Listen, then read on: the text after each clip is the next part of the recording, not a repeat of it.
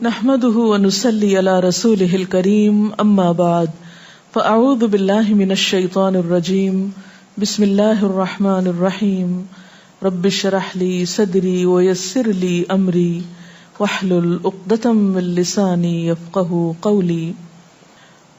ہماری گفتگو کا موضوع ہے قیامت کی نشانیاں. بحیثیت مسلمان ہم سب کا ایمان ہے کہ یہ دنیا ہمیشہ باقی نہیں رہے گی، ایک دن سب کچھ ختم ہو جائے گا، اور ایسا ہونا بھی چاہیے، اس لیے کہ ہر آغاز کا ایک انجام ہوتا ہے، ہر ابتدا کی ایک انتہا ہوتی ہے. جس چیز پر زندگی آتی ہے اس پر موت کا آنا بھی لازم ہے. ہم اپنے آس پاس اس کی بہت سی نشانیاں دیکھتے رہتے ہیں. کائنات میں بہت سے دلائل بکھرے ہوئے ہیں جو ہمیں یقین دلاتے ہیں کہ ایک دن یہ سب کارخانہ بند ہو جائے گا، ختم ہو جائے گا، یہ دنیا فنا ہو جائے گی. وہ وقت قرآن پاک کے الفاظ میں زمین و آسمان پر بہت بھاری ہوگا، اور اس بھاری وقت کے آنے سے پہلے دنیا میں کچھ علامات نمودار ہوں گی. تو آج چند ایک احادیث آپ کی خدمت میں پیش کروں گی جو قیامت کی نشانیوں کے بارے میں ہیں. اس سے ایک تو ہمیں اپنے عمل کا جائزہ لینے کا موقع ملے گا، دوسرے ان سے یہ بات سامنے آتی ہے کہ نبی صلی اللہ علیہ وسلم کی باتیں کتنی سچی باتیں تھیں. وہ لوگ جو حدیث کا انکار کرتے ہیں یا احادیث کا مذاق اڑاتے ہیں، وہ ان احادیث کی روشنی میں آج کے حالات کو دیکھ سکتے ہیں کہ آپ صلی اللہ علیہ وسلم نے اللہ تعالی کی بھیجی ہوئی وحی کی روشنی میں جو باتیں فرمائیں آج وہ ہم اپنی آنکھوں سے دیکھ رہے ہیں. بہرحال اس وقت میرے سامنے حضرت ابو ہریرہ رضی اللہ تعالی عنہ کی حدیث ہے جسے ابن خزیمہ نے روایت کیا ہے. رسول اللہ صلی اللہ علیہ وسلم نے فرمایا، قیامت کی نشانیوں میں سے ہے کہ آدمی مسجد کے پاس سے گزرے گا مگر اس میں 2 رکعتیں ادا نہیں کرے گا. آج کتنے ہی لوگ ایسے ہیں کہ جن کے گھروں کے سامنے مسجدیں ہیں، وہ دن رات مسجدوں سے آوازیں سنتے ہیں لیکن مسجد کے اندر نہیں جاتے. نبی صلی اللہ علیہ وسلم کے زمانے میں اس بات کا تصور ہی نہیں تھا کہ کوئی شخص اپنے آپ کو مسلمان کہے اور پھر وہ نماز نہ پڑھے. اسی لیے ہم دیکھتے ہیں کہ منافقین ہر حال میں مسجد میں پہنچتے تھے، بلکہ انہوں نے اپنی ایک الگ مسجد بھی بنائی تھی یا مسجد نامی عمارت بنائی تھی. لیکن قیامت کے نزدیک مسجدوں کے پاس سے گزرنے والے مسجد نہیں جائیں گے.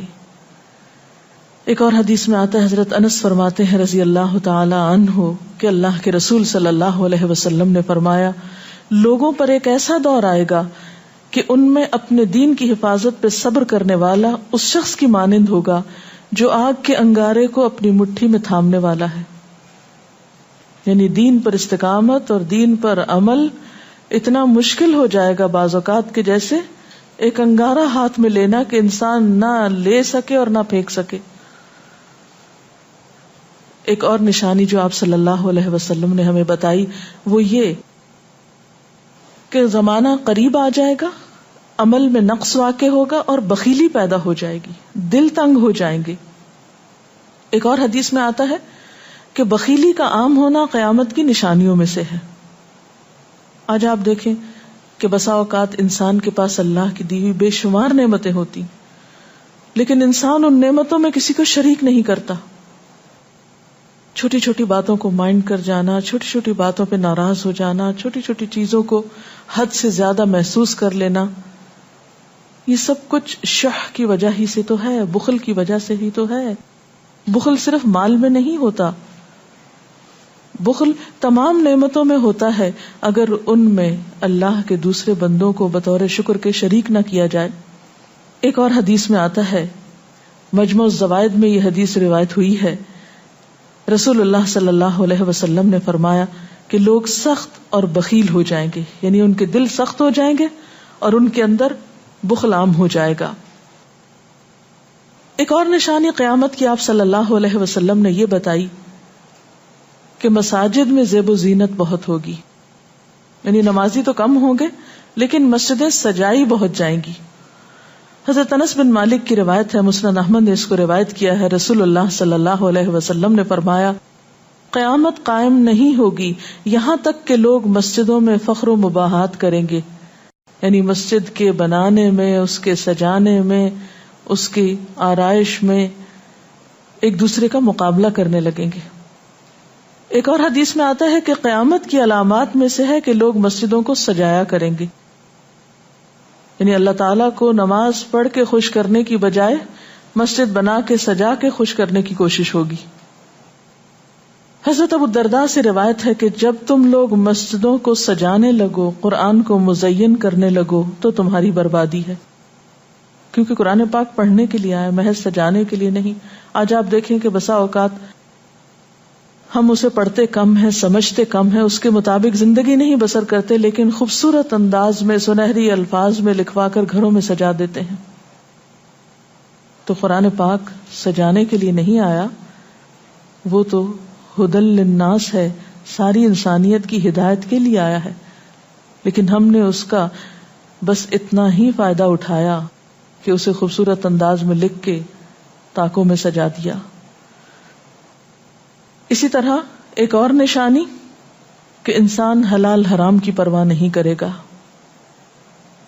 رسول اللہ صلی اللہ علیہ وسلم نے فرمایا، صحیح بخاری کی روایت ہے، لوگوں پہ ایسا وقت ضرور آنے والا ہے کہ آدمی اس بات کی بالکل فکر نہیں کرے گا کہ جو مال اس نے حاصل کیا ہے وہ حلال ہے یا حرام ہے، یعنی کس ذریعے سے حاصل کیا ہے. ایک اور حدیث میں آتا ہے کہ قیامت سے پہلے سود پھیل جائے گا. ایک اور روایت میں آتا ہے کہ ہر شخص تک اس کا کچھ نہ کچھ غبار پہنچے گا، یعنی کچھ لوگ تو براہ راست اس میں انوالو ہوں گے اور کچھ لوگ انڈائریکٹلی اس سے متاثر ہوں گے. اسی طرح قیامت کی نشانیوں میں سے ایک اور نشانی دیگر امتوں کی مشابہت اور تقلید ہوگی. حضرت ابو سعید رضی اللہ تعالی عنہ سے روایت ہے، رسول اللہ صلی اللہ علیہ وسلم نے فرمایا، تم اپنی سابقہ امتوں کی ایک ایک بالشت اور ایک ایک گز میں اتباع کرو گے، یعنی چھوٹے سے چھوٹے معاملے میں اور بڑے سے بڑے معاملے میں ان کی پیروی کرو گے، حتیٰ کہ اگر وہ کسی سانڈے کے سوراخ میں داخل ہوئے ہوں گے، یعنی گوہ کے سوراخ میں، تو تم بھی ان کی پیروی کرو گے، اس سوراخ میں بھی گھسو گے. ہم نے پوچھا، یا رسول اللہ صلی اللہ علیہ وسلم، کیا آپ کی مراد یہود و نصارہ ہیں؟ فرمایا، پھر اور کون؟ اور آج ہم مسلمان دیکھ سکتے ہیں کہ ہم کس کی پیروی کر رہے ہیں، کتاب اللہ اور سنت رسول اللہ صلی اللہ علیہ وسلم کی یا کسی اور کی. قیامت کی نشانیوں میں سے ایک نشانی زلزلے بکثرت آئیں گے. حضرت ام سلمہ سے روایت ہے، مسند احمد میں یہ روایت آتی ہے، رسول اللہ صلی اللہ علیہ وسلم نے فرمایا، قیامت سے پہلے موت کی سخت وبا پھیلے گی، پھر زلزلوں والے سال آئیں گے. ایک اور روایت میں آتا ہے، قیامت کی نشانیوں میں سے ہے کہ ناگہانی موت کثرت کے ساتھ ہوگی، یعنی اچانک ڈیتھ، یکا یک بیٹھے بیٹھے فوت ہو گئے. امام بخاری نے اس حدیث پر کچھ شعر بھی لکھے ہیں جن کا ترجمہ ہے، فارغ وقت کو غنیمت سمجھ کر کچھ رکوع کر لو، یعنی فارغ بیٹھنے سے بہتر ہے کچھ نوافل پڑھ لو، قریب ہے کہ تیری موت اچانک واقع ہو. تم کتنے ہی صحت مند لوگوں کو دیکھتے ہو جن کی صحت مند جانیں اچانک فوت ہو جاتی ہیں، یعنی ختم ہو جاتی ہیں. حافظ ابن حجر عسقلانی جنہوں نے بخاری کی شرح لکھی ہے فتح الباری، وہ کہتے ہیں یہ عجیب اتفاق ہے کہ امام بخاری خود بھی اسی طرح اچانک فوت ہوئے تھے. یعنی اچانک موت جو ہے وہ کسی پر بھی آ سکتی ہے، کوئی نیک ہو یا بد ہو. ہم یہ نہیں کہہ سکتے کہ ہم بہت نیک ہیں یا ہم بڑے اچھے کام کرتے ہیں تو ہمارے ساتھ یہ معاملہ نہیں ہو سکتا، یہ کسی کے ساتھ بھی ہو سکتا ہے. اس لیے جو وقت آج ہمیں حاصل ہے، جو لمحات آج ہمیں ملے ہیں، ان کو غنیمت سمجھیں اور نیکی کے کام میں پیچھے نہ رہیں. پھر قیامت کی نشانیوں میں سے ایک نشانی یہ بھی بتائی گئی کہ لوگ جان پہچان والوں کو بس سلام کریں گے. عامر بن اسود فرماتے ہیں رضی اللہ تعالی عنہ، کہ ہم حضرت عبداللہ بن مسعود کے ساتھ ایک مسجد میں گئے تو جماعت کھڑی تھی، پھر لوگوں نے رکوع کیا اور ہم بھی رکوع کرتے ہوئے ساتھ شامل ہو گئے۔ اتنے میں ایک آدمی آیا اور کہنے لگا، ابو عبد الرحمن، یہ عبداللہ بن مسعود کی کنیت ہے، آپ کو سلام۔ عبداللہ بن مسعود نے حالت رکوع ہی میں فرمایا، اللہ اور اس کے رسول صلی اللہ علیہ وسلم نے سچ کہا تھا۔ نماز کے اختتام پر کچھ لوگوں نے آپ سے پوچھا کہ آپ نے فلاں شخص کے سلام پر یہ کیوں کہا کہ صدق اللہ و رسول، اللہ اور اس کے رسول صلی اللہ علیہ وسلم نے سچ کہا۔ ابن مسعود نے فرمایا، میں نے نبی صلی اللہ علیہ وسلم سے سنا کہ قیامت کی نشانیوں میں سے ہے کہ سلام صرف پہچان والوں کو کیا جائے گا۔ یعنی آپ کسی مجلس میں جاتے ہیں، مسنون طریقہ کیا ہے، اگر آپ کسی گیدرنگ میں جائیں سب کو بیک وقت السلام علیکم کہیں، لیکن بہت دفعہ آپ نے دیکھا ہوگا کہ لوگ آتے ہیں سب کو نہیں پوچھتے، ان میں سے جو جان پہچان والا ہوتا ہے اس کا نام لے کر بس سلام کرتے ہیں۔ پھر اسی طرح ایک اور نشانی یہ کہ لوگ دعا اور طہارت میں زیادتی کریں گے۔ حضرت سعد رضی اللہ تعالی عنہ سے روایت ہے، انہوں نے سنا کہ ان کا بیٹا اس طرح دعا کر رہا ہے، یا اللہ میں تجھ سے جنت کا سوال کرتا ہوں، اس کی نعمتوں کا سوال کرتا ہوں، اس کی رونقوں اور تر و تازگیوں کا سوال کرتا ہوں، وغیرہ وغیرہ، اور میں آگ سے تیری پناہ مانگتا ہوں، اس کی زنجیروں سے اور طوقوں سے پناہ مانگتا ہوں۔ تو حضرت سعد نے فرمایا، تم نے اللہ تعالیٰ سے خیر کثیر کا سوال کیا ہے اور ضرر کثیر سے پناہ مانگی ہے، جبکہ میں نے رسول اللہ صلی اللہ علیہ وسلم سے سنا کہ ان قریب ایسے لوگ ہوں گے جو دعا میں زیادتی کریں گے۔ یعنی صرف یہ کہہ دینا کافی ہے کہ اللہ تو ہمیں جنت عطا فرما اور دوزخ سے بچا، اس کی بہت تفصیلات میں جانے کی ضرورت نہیں۔ جب جنت میں داخل ہو گئے تو سب کچھ نصیب ہو گیا، اور جب جہنم سے بچ گئے تو سب سے بچت ہو گئی۔ پھر آپ نے یہ آیت پڑھی، اپنے رب سے عاجزی سے دعا مانگو، یقیناً وہ زیادتی کرنے والوں کو پسند نہیں کرتا۔ یعنی دعاؤں میں زیادتی اور اس قسم کی تفصیلات یہ پسندیدہ نہیں ہے۔ تمہیں یہی کافی تھا کہ تم یوں کہتے، یا اللہ میں تجھ سے جنت اور ہر اس قول و عمل کا سوال کرتا ہوں جو جنت کے قریب کر دے، اور میں تیری پناہ چاہتا ہوں جہنم سے اور ہر اس قول و عمل سے جو جہنم کے قریب کرے۔ تو اتنا کہنا کافی تھا۔ پھر قیامت کی نشانیوں میں سے ایک نشانی آپ صلی اللہ علیہ وسلم نے یہ بھی بتائی کہ نااہل حاکم مقرر کیے جائیں گے۔ حضرت ابو ہریرہ سے روایت ہے کہ قیامت کی نشانیوں میں سے ہے کہ ذلیل اور کمینے لوگ نیک شریف لوگوں پر غالب ہو جائیں گے۔ کیوں ابن مسعود، کیا تم نے بھی یہ بات میرے محبوب صلی اللہ علیہ وسلم سے سنی ہے؟ ابن مسعود نے فرمایا، ہاں رب کعبہ کی قسم۔ حضرت حذیفہ سے روایت ہے کہ قیامت اس وقت تک قائم نہ ہوگی جب تک کہ تم اپنے امام کو قتل نہ کرو گے، یعنی لوگ اپنے حاکموں کو مارنے لگیں گے اور اپنی تلواروں کے ساتھ آپس میں ہی لڑائی کرو گے، علاوہ ازیں تم میں سے بدترین لوگ تمہاری دنیا کے وارث ہو جائیں گے۔ اسی طرح قیامت کی نشانیوں میں سے ایک نشانی یہ بھی ہے، حضرت عبداللہ بن مسعود سے مروی ہے کہ رسول اللہ صلی اللہ علیہ وسلم نے فرمایا، قیامت کے قریب صرف مخصوص لوگوں کو سلام کیا جائے گا۔ تجارت اس قدر پھیل جائے گی کہ عورت تجارت میں اپنے خاوند کا ہاتھ بٹائے گی، یعنی اتنا بزنس ہوگا کہ مرد سے اکیلے نہیں سنبھالا جائے گا، عورتیں اس میں شریک ہوں گی، رشتہ داری توڑی جائے گی، یعنی مال کثرت سے ہونے کے باوجود رشتہ داروں کا خیال نہیں رکھا جائے گا، جھوٹی گواہی دی جائے گی، حق چھپایا جائے گا، اور قلم کا ظہور ہو جائے گا، یعنی نشر و اشاعت خوب ہوگی، خوب لکھا جائے گا۔ ایک اور روایت میں آتا ہے کہ وقت مختصر ہو جائے گا۔ آج آپ دیکھیے ہر شخص وقت کی کمی کی شکایت کرتا ہے۔ حضرت ابو ہریرہ رضی اللہ تعالیٰ عنہ سے روایت ہے، رسول اللہ صلی اللہ علیہ وسلم نے فرمایا، قیامت قائم ہونے سے پہلے یہ نشانی ظاہر ہوگی کہ زمانہ قریب آ جائے گا، یتقارب الزمان، سال مہینے کی طرح، مہینہ ہفتے کی طرح، ہفتہ دن کی طرح، اور ایک دن ایک گھنٹے کی طرح، اور ایک گھنٹہ آگ کے شعلے کی طرح تیزی سے گزرنے والا ہو جائے گا۔ اور آج آپ دیکھیے کہ اللہ کے رسول صلی اللہ علیہ وسلم کی یہ بات کتنی سچ معلوم ہوتی ہے کہ ہر شخص وقت کی کمی کا شکار ہے، اور پتہ ہی نہیں چلتا ہفتہ گزر گیا، پتہ ہی نہیں چلتا مہینہ گزر گیا، پتہ ہی نہیں چلتا سال گزر گیا، پتہ ہی نہیں چلتا اتنی عمر گزر گئی، کل کی بات لگتی ہے. اور انڈائریکٹلی یہ اشارہ اس بات کی طرف کہ زندگی کی رفتار بہت تیز ہو جائے گی، یعنی فاسٹ لائف جس کو آپ کہتے ہیں اس کا شکار ہو جائے گا. ایک اور روایت میں آتا ہے کہ دنیا محبوب ہو جائے گی، موت سے نفرت ہو جائے گی.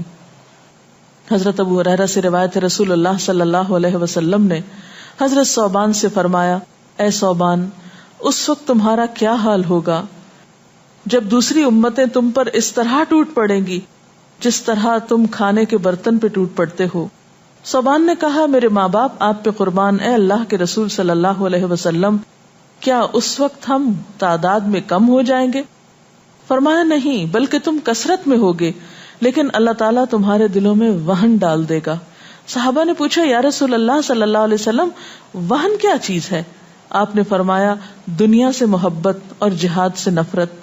اور ایک روایت میں آتا ہے، دنیا سے محبت اور موت سے نفرت. اسی طرح نیک لوگ آہستہ آہستہ کم ہو جائیں گے. رسول اللہ صلی اللہ علیہ وسلم نے فرمایا، نیک لوگ یکے بعد دیگرے رخصت ہوتے جائیں گے، فوت ہوتے جائیں گے. فضول لوگ باقی رہ جائیں گے، بیکار، نکمے، جس طرح جو کا بھوسا یا ردی کھجور باقی رہ جاتی. اللہ تعالیٰ ان فضول لوگوں کی کچھ پرواہ نہ کرے گا، کوڑے کرکٹ کی طرح ہوں گے جن کی کچھ پرواہ نہ کرے گا کہ ان کو پھینک دیا جائے یا کاٹ دیا جائے یا کہیں جلا دیا جائے. ایسے لوگوں کی اللہ تعالیٰ کو کچھ بھی ضرورت نہیں ہو. حضرت عمرو بن شعیب اپنے والد سے اور اپنے دادا سے روایت کرتے ہیں، رسول اللہ صلی اللہ علیہ وسلم نے فرمایا، لوگوں پر ایک ایسا وقت آئے گا کہ ان کی خوب چھانٹی صفائی کی جائے گی تو فضول لوگ باقی رہ جائیں گے اور نیک لوگ ختم ہو جائیں گے. پھر آپ نے اپنے دونوں ہاتھوں کی انگلیوں کو آپس میں ملا کر فرمایا، اس طرح ان کے وعدے اور امانتیں خلط ملط ہو کر رہ جائیں گے اور وہ اختلافات کا شکار ہو جائیں گے. یعنی نہ ان میں وعدوں کا پاس ہوگا، نہ امانتوں کی ادائیگی کا احساس ہوگا، اور وہ ایک ہی چیز جانیں گے اور وہ لڑائی جھگڑا، اختلافات. کیونکہ کوڑا کرکٹ ہے نا، کوئی وزن تو اس کا ہے نہیں، کوئی اصول تو ہے نہیں، کسی نیک کام میں استقامت تو ہے نہیں، بس جدھر کو پانی جا رہا ہے اس پہ بہ رہے ہیں، ہوا چل رہی ہے اس پہ اڑ رہے ہیں. تو ایسے نکمے اور بیکار لوگ باقی بچیں گے اور پھر ایک دن دنیا اپنے اختتام کو پہنچ جائے گی. ہر گھر میں فتنہ داخل ہو جائے گا. حضرت عوف بن مالک فرماتے ہیں کہ میں غزوہ تبوک کے موقع پر رسول اللہ صلی اللہ علیہ وسلم کی خدمت میں حاضر ہوا جبکہ آپ اس وقت چمڑے کے ایک خیمے میں تشریف فرما تھے. آپ نے فرمایا، قیامت کی 6 نشانیاں گن لو. پھر ایک ایسا عام اور تباہ کن فتنہ ہوگا کہ عرب کا کوئی گھر بھی اس کی لپیٹ میں آنے سے محفوظ نہ رہ سکے گا. تو اللہ تعالیٰ سے دعا ہے کہ وہ ہمارے ایمان اور عمل کی حفاظت فرمائے اور ہمیں نیکی کی توفیق عطا فرمائے، اپنی ذمہ داریوں کو صحیح معنوں میں پورا کرنے کی توفیق عطا فرمائے. اگر آپ کے ذہن میں کوئی سوال ہو تو آپ کر سکتے ہیں. جو لوگ قیامت کی ان علامات کا مذاق اڑاتے ہیں اور کہتے ہیں کہ یہ حالات تو بہت عرصے سے ہیں، قیامت آنی ہوتی تو آ چکی ہوتی، تو ہم کیا کر سکتے ہیں، انہیں کیسے سمجھا سکتے ہیں؟ دیکھیے کہ جو لوگ مذاق اڑانے پر تل جاتے ہیں ان کا کوئی علاج نہیں. نبی صلی اللہ علیہ وسلم کے زمانے میں بھی ایسے لوگ موجود تھے جو دین کے شاعر کا مذاق اڑاتے تھے. قرآن نے ایسے لوگوں کو منافق بتایا ہے. اور بات یہ ہے کہ جب قیامت آئے گی تو پھر کسی سے پوچھ کر نہیں آئے گی، اس کا وقت تو اللہ تعالیٰ کو معلوم ہے، اور جب آ جائے گی تو کوئی اس سے فرار حاصل نہیں کر سکے گا. آج ہمیں اللہ تعالیٰ نے اختیار دیا ہے، چاہیں تو کسی چیز کو مانیں اور چاہیں تو انکار کر دیں، لیکن جب اصل حقیقت سامنے آئے گی تو پھر ہم انکار نہ کر سکیں گے. آپ نے بتایا کہ قیامت کی نشانیوں میں ہے کہ طہارت میں بھی زیادتی کی جائے گی، تو اس سے کیا مراد ہے؟ اس کا معنی یہ ہے کہ لوگ طہارت حاصل کرتے وقت وسائل یا ریسورسز کو بہت ضائع کریں گے.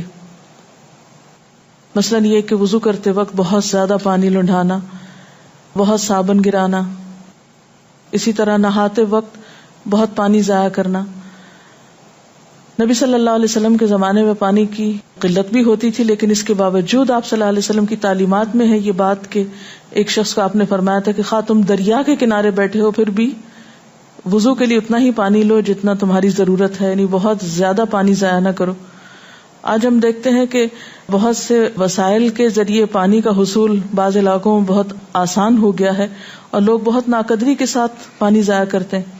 مثلاً بعض دفعہ دیکھا گیا ہے کہ برش کرنے کے وقفے میں ٹیپ کھول دی جاتی ہے، بعض اوقات 5 منٹ تک ٹیپ میں سے پانی بہتا رہتا ہے اور آرام آرام سے لوگ اپنی طہارت اور صفائی کا اہتمام کرتے رہتے ہیں. تو کسی بھی طرح کے وسائل کو ضائع کرنا جو ہے وہ اسلامی تعلیمات کے خلاف ہے، خواہ وہ دین کے کسی کام کے کرنے میں ہی کیوں نہ استعمال کیے جائیں، وضو جیسی چیز میں ہی کیوں نہ استعمال کیے جا رہے ہوں. تو طہارت میں مبالغہ آرائی کا مطلب یہی ہے، وسائل کا ضیاع. دعا میں زیادتی کا مقصد کیا لمبی دعاؤں کا بھی مراد یہ ہوگا؟ اصل میں دعا تو حسب ضرورت کی جا سکتی ہے، حسب موقع. کبھی آپ کے پاس وقت زیادہ ہوتا ہے تو آپ دیر تک بھی دعا کر سکتے ہیں، مخصوص اوقات میں، مخصوص قبولیت کی جگہوں پر. لیکن سنت کے طریقے سے ہٹ کر مبالغہ آرائی کے انداز میں دعا کرنا اور پھر ردیف قافیے ملا کر دعا کرنا یا شعر و شاعری کے انداز میں دعا کرنا، ان چیزوں سے منع کیا گیا. وآخر دعوانا ان الحمد للہ رب العالمین. سبحانک اللہم وبحمدک نشہد ان لا الہ الا انت نستغفرک ونتوب الیک. والسلام علیکم ورحمۃ اللہ وبرکاتہ.